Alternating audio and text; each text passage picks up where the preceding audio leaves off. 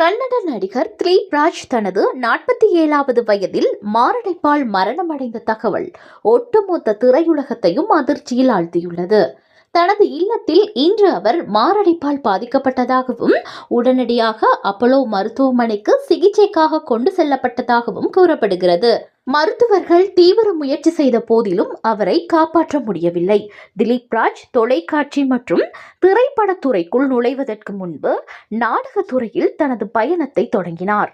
அவர் நடரங்கா மற்றும் திருஷ்டி போன்ற நாடக குழுக்களுடன் இணைந்து தனது நடிப்பு திறனை வளர்த்து ஒரு கலைஞராக அனுபவம் பெற்றார். பின்னர் பல ஆண்டுகளாக அவர் நடிகர், தயாரிப்பாளர், இயக்குனர், டப்பிங் கலைஞர் மற்றும் நாடக கலைஞர் என பன்முக திறமை கொண்ட ஒரு கலைஞராக புகழ் பெற்றார். கன்னட பொழுதுபோக்கு துறைக்கு அவரது பங்களிப்பு திரைப்படங்கள், தொலைக்காட்சிகள் மற்றும் மேடை நிகழ்ச்சிகள் என பறந்து விரிந்தது.